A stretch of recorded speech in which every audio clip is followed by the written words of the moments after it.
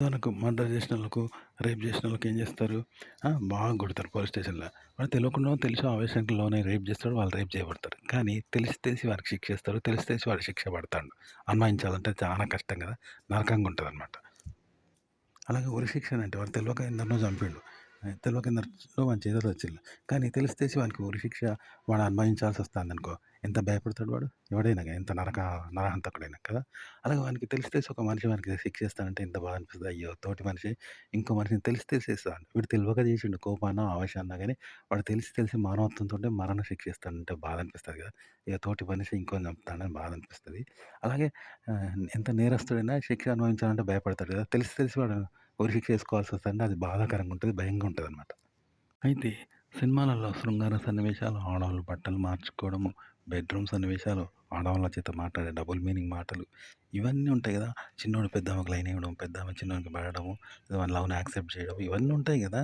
ఇవన్నీ గూడా తెలిసి తెలిసి జరుగుతాయి సినిమాలలో. ఇప్పుడు బయట ఫ్రాంక్ వీడియోలు ఆడోళ్ళు మాట్లాడతారు చూసినావా?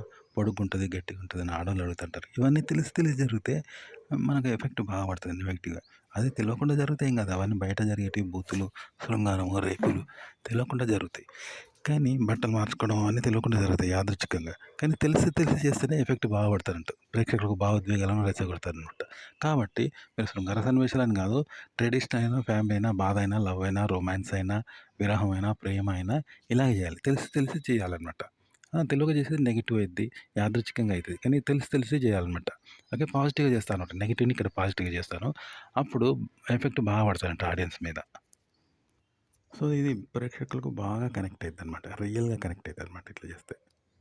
ఇది ఎలాంటిదంటే చెప్పుడు మాటలకు చేటు అయితారంటారు చూసినావా? అంటే నిజంగా మనల్ని ఒకరు తిడితేనో, మనం గొడవ పెట్టుకుంటే ఏం కాదు. కానీ నేను పలానోడు ఇట్లా తిట్టిండని ఎవరైనా చెప్తే మనం ఇంకెక్కువ ఆవేశానికి లోనయితాం చూసినావా? ఇది అలాంటిదనమాట.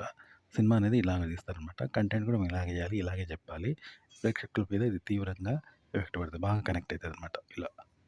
ఇప్పుడు ఆడవాళ్ళ ముందు మనం కావాలని బట్టలు ఇత్తే గింత పెద్దగున్న ఆడవాళ్ళ ముందు ఇప్పుతామా? మీ అమ్మకు, అక్క అయితే ఇలాగే చేస్తావా అంటారు. తంపడతారు, కొడతారు, తిడతారు, చెప్తారు, కొడతారు. వీడు కూడా కావాలనే చేస్తాడు. అదొక రేప్ లాంటిదే. ఆడవాళ్ళ ముందు బట్టలు ఇప్పడము, వ్యవస్థగా నిలబడము. కానీ కొన్నిసార్లు మన ఇంటికి ఆడవాళ్ళు వచ్చారనుకో, మన ఇంట్లో పెద్ద పిల్లలు ఏం చేస్తారు? తెలవక స్నానం చేస్తా ఉంటారు మగ పిల్లలు. ఇంకా కొంచెం పిల్లలు నగ్నంగా స్నానం చేస్తా ఉంటారు ఆడవాళ్ళ ముందు. అయినా ఏమనరు, తప్పట్టరు. తప్పట్టేటోళ్ళు కూడా దాన్ని తప్పుగా తీసుకోరు, విరోధంగా తీసుకోరు. అది పిచ్చోళ్ళు నగ్నంగా ఆడవాళ్ళ ముందు పోతా ఉంటారు. అయినా తప్పు కాదు. ఆడవాళ్ళు తప్పట్టరు. వాళ్ళు కూడా కావాలని చేస్తుంటారు. పిచ్చోడు బరిబాత పోతుంటాడు. ఓపెన్‌గా కనబడుతది. అయినా ఏమనరు. అదే మనం చూపిస్తే తప్పంటారు, తప్పడతారు, తప్పులు పడతారు, బాధపడతారు, వాళ్ళని తిడతారు, రేషం వస్తది వాళ్ళకు. కానీ పిచ్చోడు చేస్తే వాళ్ళే చూస్తారు. చిన్న పిల్లలు నగ్నంగా ఉంటే చూసి సరదా పడతారు. ఎందుకంటే కావాలని చేస్తలేరు కాబట్టి.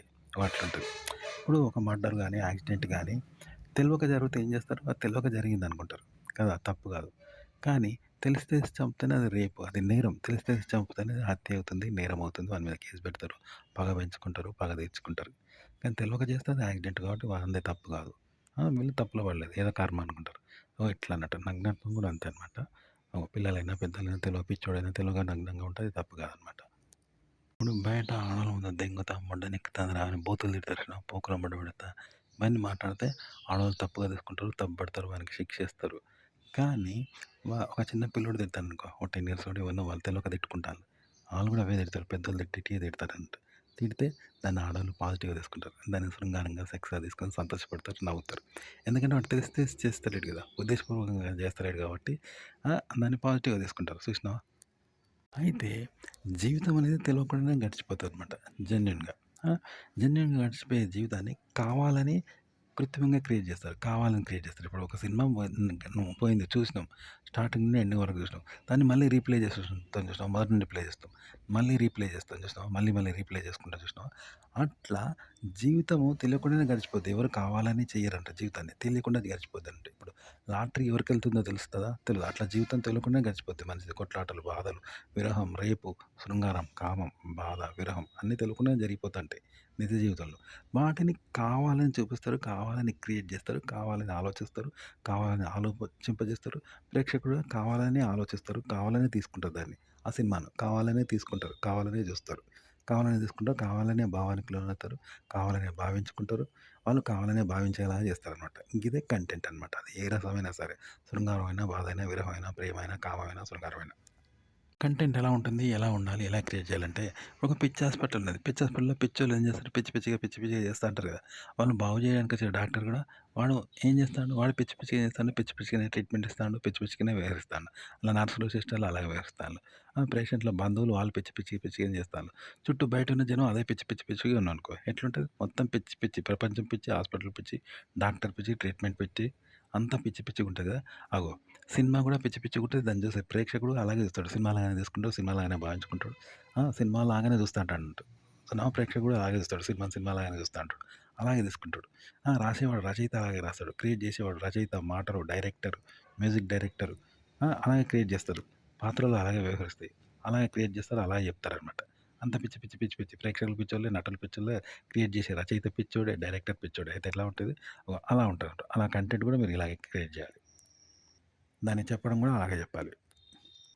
అయితే ఇది ఎలా ఉండాలంటే ఇప్పుడు తెలుపులో నలుపు గీస్తే ఎట్లుంటది? డిఫరెంట్‌గా ఉంటది గదా! తెలుపులో నలుపు గీస్తే ప్రత్యేకంగా అనిపిస్తది. అట్లనే తెలుపులో తెలుపుని ప్రత్యేకంగా గీస్తే ఎలా ఉంటది? అలా ఈ ప్రపంచం సహజమైన ప్రపంచంలో అసహజంగా మనం క్రియేట్ జేయాలి కథను. ఒక సైకోలాగా పిచ్చిగా బిహేవ్ జేస్తారు. దాన్ని చేసి పాజిటివ్‌గా చూపెడతారు గానీ అదో సైకోలాగానమాట. అలా క్రియేట్ జేస్తే అసహజమైన ఈ ప్రపంచంలో అసహజంగా, భిన్నంగా కథ కనబడతది. కానీ అసహజంగా చూపెట్టొద్దు. దాన్ని మళ్ళా అసహజాన్ని సహజంగా చూపెట్టాలనమాట. ఓకే. అంటే సినిమాలో సహజంగా అట్లా చూపెట్టాలనమాట. సహజంలో అసహజాన్ని క్రియేట్ జేసి, ఆ అసహజంలో అసహజాన్ని సహజంగా చూపెట్టాలనమాట. అలా క్రియేట్ చేస్తారనమాట కథను. ఓకే. కంటెంట్ ఎలా క్రియేట్ చేయాలి? ఎలా చెప్పాలంటే, ఉదాహరణకి శృంగారం ఉన్నది. శృంగారం ఉంటే మనం ఏం చేస్తాం? మన నైపుణ్యాన్ని చూపెడతాం. కామసూత్ర చదువుతాం. పెద్ద మగాడిగా మన హీరోలాగా స్త్రీని సుఖపెట్టాలి. హీరో అనిపించుకోవాలి. మనం సుఖపడాలి. స్త్రీని ప్రేమించాలి. స్త్రీ ప్రేమను పొందాలి. ఆమెలో కలిసిపోవాలి. ఇన్ని ఉంటాయి కదా! విపరీతంగా చేస్తాం. కానీ సహజ సిద్ధమైన శృంగారం అనేది ఎలాంటిదంటే, అదే వస్తది, అదే పోతది. మనం కలిగించుకోలేదు. మనం పోగొట్టుకోలేము. అదే కలుగుతది. కానీ దాన్ని మన చేతిలోకి తీసుకొని మన హీరోలాగా విజృంభించడం, స్త్రీని సంతోషపెట్టడం, స్త్రీకి సంతోషం కలగడం, రేప్ చేయడము, మిస్‌బిహేవ్ చేయడం ఇన్ని ఉంటాయన్నమాట. సహజ శృంగారం అంటే ఆకాశంలో వర్షం కురవడం లాంటిది. మేఘాలు ఏర్పడి వర్షం కురుస్తది చూసినావా? అవే ఎండలు కొడితే అవే వాన కొడితే అదే చలేస్తది. మన చేతుల్లో ఉండదు కదా! అలాంటిదన్నమాట. కానీ ఇప్పుడు వర్షం పడ్డది. ఆ వర్షం పడితే మనం పొలాలను పండించుకుంటాం, డ్యాములు పెడతాం, కాలువలు కట్టేస్తాం. వర్షం పడితే పంటలు పండించుకుంటాం, నీళ్ళు నిల్వ చేస్తాం. ఇన్ని చేస్తాం కదా! చెరువులు తవ్వుకుంటున్నాం. అగో అట్లా అంటారన్నమాట. సహజ సిద్ధమైన శృంగారాన్ని మనం కృత్రిమంగా చేస్తాం చూసినావా? హీరోలాగా చేయడం, రేప్ చేయడం, మిస్‌బిహేవ్ చేయడం, స్త్రీని సుఖపెట్టడం, మనం సుఖపడడం ఇన్ని ఉంటాయి.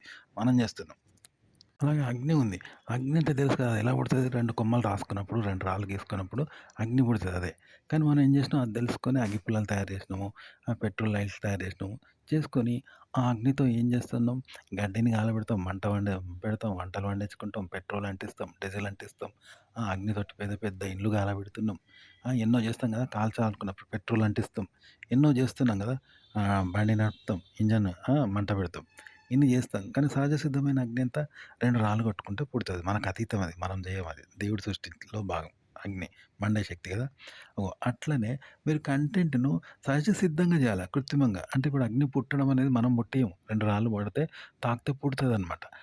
అలా మీరు తీసుకోవాలి. కంటెంట్‌ని అలాగే జూపించాలి. కానీ ఆ చూపించేది ఎలా చూపించాలి? అసహజ సిద్ధమైందంటే మనం కృత్రిమంగా ఇప్పుడు ఎన్నెన్ని జేస్తున్నాం? మంటతోటి అంటిస్తున్నాం. పెట్రోల్ అంటిస్తున్నాం. పొయ్యి అంటిస్తున్నాం. డీజిల్ అంటిస్తున్నాం. రైలు ఇంజన్‌లలో అంటిస్తున్నాం జూసినావా? అలా ఆ సహజ సిద్ధమైన దాన్ని సహసిద్ధంగా అలా చూపించాలనమాట. అది కంటెంట్ చెప్పడము, క్రియేట్ చేయడం అంటే. ఉదాహరణకి ఒక కత్తి ఉన్నది. కత్తితో ఏం చేస్తాం? కూరగాయలు కోస్తాం కదా! కానీ అదే కత్తితో మనుషులను చంపుతాం చూసినావా? మనల్ని మనం చంపుకుంటాం, మనుషులను చంపుతాం. దానికి విషం ఉన్నది. విషం ఉంటే దాన్ని దూరం పెట్టాలి. లేదా ఎవరికీ తాగకుండా ఉంచాలి. కానీ దాన్ని ఏం చేస్తాం? ఇతరులను చంపడానికి ఉపయోగిస్తాం. మనల్ని మనం ఆత్మహత్య చేసుకోవడానికి యూజ్ చేస్తాం. ఇవన్నీ కృత్రిమంగా చేస్తున్నాం కదా! నిజానికి విషంలో చంపే గుణం అనేది ఉంటది. అది మనం తయారు చేయలేదు. సృష్టి సహజం ఉంటది. దేవుడి సృష్టిలో భాగమే. అయితే ఆ సహజత్వాన్ని సహజత్వంగానే చూపెట్టాలి. అలాగే చూపెట్టాలి. అది మనకు అతీతం.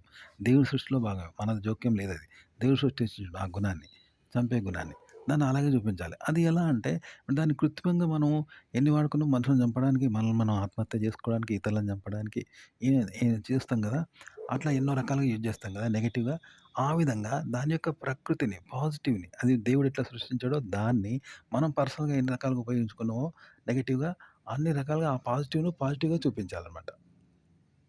అంటే దాని కృత్రిమత్వాన్ని ఎక్కడ పోకుండా అలాగే చూపించాలి. కానీ మనం ఎలా అయితే వాడుకున్నామో నెగెటివ్‌గా, కృత్రిమంగా అలా దాని ప్రకృతిని ప్రకృతిగా చూపెట్టాలి అలాగనమాట. ఇది కంటెంట్‌ను క్రియేట్ చేయడము, దాన్ని ఎక్స్‌ప్లెయిన్ చేయడం.